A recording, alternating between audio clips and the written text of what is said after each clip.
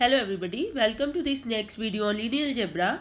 In this video we will do just one problem where we will be finding the inverse of an isomorphism or inverse of a linear transformation which is a non-singular map.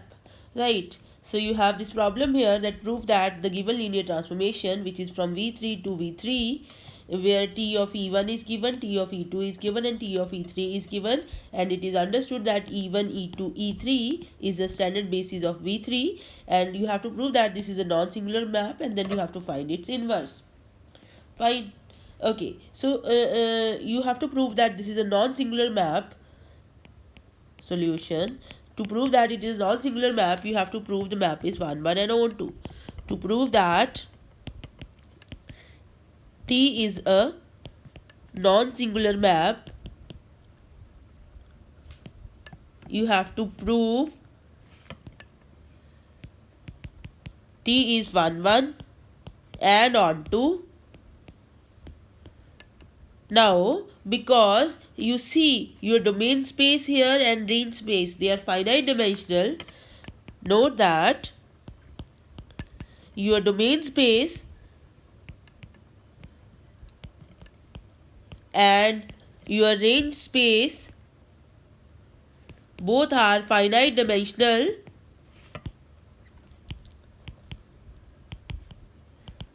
with equal dimensions.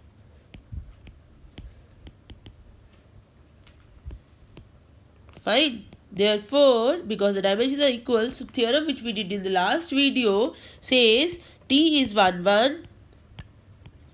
Therefore, theorem says T is 1 1 if and only if on 2. Now you see, some of you may say that what is the problem if I prove it is 1 1 and on 2, I don't want to use this theorem. Then that is completely okay. It's your choice whether you want to use this theorem which we did in the last video. If you want me to show, I can show you. At the end in the last video, this is the clip from the last video. At the end we had this theorem. In the last video we had this theorem.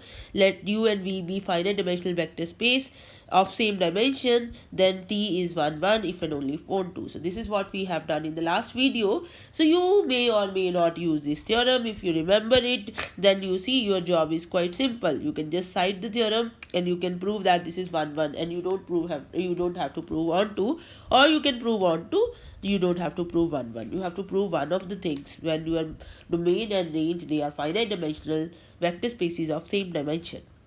Fine. Here I am proving that this is a 1 1 map. Okay, now let us prove that this is a 1 1 map.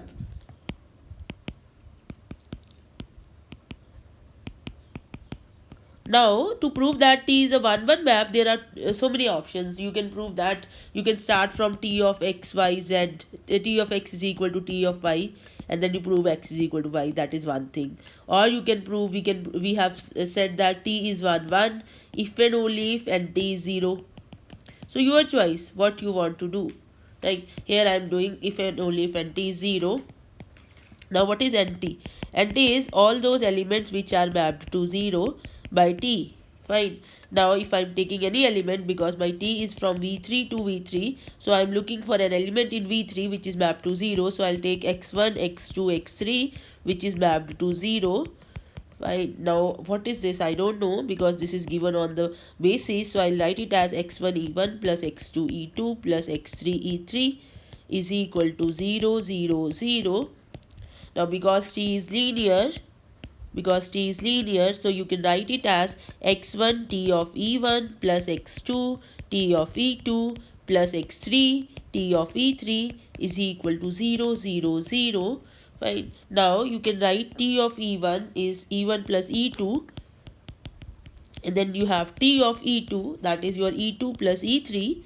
Then you have t of e3, that is your e1 plus e2 plus e3 is equal to 0 0 0. Now you see this is x1 plus x3, and then you have x1 plus x2 plus x3. Then you have x2 plus x3 is equal to 0 0 0. Now you compare the components. So what you will get? You will get x1 plus x3 is 0 x1 plus x2 plus x3 is 0, and you will get x2 plus x3 is 0. Now if you look at these two, x1 plus x3 is 0, that gives you x2 is 0. Right? Now if you look at these two, you will get x1 is 0, because x2 plus x3 is 0 here. So now x1 is 0, x2 is 0, their sum is 0, that implies x3 is also 0. Therefore we get x1, x2, x3 is actually 0, 0, 0. So there is no other element in NT. Therefore NT is 0, 0, 0. Therefore T is 1, 1. Okay, and hence on 2. Therefore T is a non-singular map, and hence I can find its inverse. T is a non-singular map, and hence I can find its inverse. Now you see, you can find the inverse. So now let us find the inverse. So one way is you get a formula, okay, when you find the inverse, or you just find T inverse of E1, T inverse of E2, or T inverse of E3. That is also okay. Fine. So let us do this. Both we will do. We have T of E1 is E1 plus E2. This implies E1 is equal to T inverse of E1 plus E2. Now we saw yesterday that when T inverse exists, that is also linear. So this implies E1 is equal to T inverse of E1 plus T inverse of E2. Now it is given to you that T of E2 is E2 plus E3. Therefore you will get E2 is equal to T inverse of E2 plus E3. So you will get T inverse of E2 plus T inverse of E3. Now you are given T of E3 is E1 plus E2 plus E3. So that will imply E3 is equal to T inverse of E1 plus T inverse of E2 plus T inverse of E3. Now you have these three things. One is this one is this one, and one is this one. Let me call it 1, 2, 3. If I am doing 3 minus 1, I'll get, you see, E1 and E2 will cancel. I'll get T inverse of E3 as E3 minus E1. Fine. And if I do 3 minus 2, I'll get, you see, E2 and E3 will cancel. So I'll get T inverse of E1 is equal to E3 minus E2. Now from here, you can get T inverse of E2 as E3 minus T inverse of E1 minus T inverse of E3. So this is E3 minus T inverse of E1 is just, we got E3 minus E2 minus T inverse of E3 is E3 minus E1.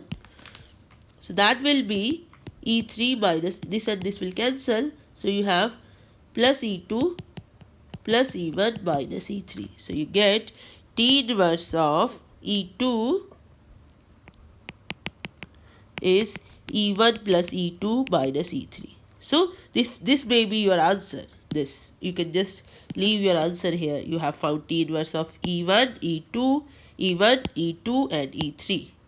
Fine. And if you want to find out a formula, then what you will do? You'll do T inverse of x1, x2, x3 will be T inverse of x1 E1 plus x2 E2 plus x3 E3. That will be T inverse of that will be x1 T inverse of E1, because T inverse is linear, x2 T inverse of E2 plus x3 T inverse of E3. Now T inverse of E1 is your E3 minus E2 plus x2. T inverse of E2 is E1 plus E2 minus E3 plus x3. T inverse of E3 is your E3 minus E1. Right, so you get a formula. You see, where is x1? This is x2 minus x3. Then your x2 is minus x1 plus x2. And then your x3 is x1 minus x2 minus x3. So this is the formula for inverse if you want to find a formula. So this is how you proceed for finding the inverse of a given linear transformation. Thank you for watching this video. Please do subscribe to this channel and please share the videos. Thank you.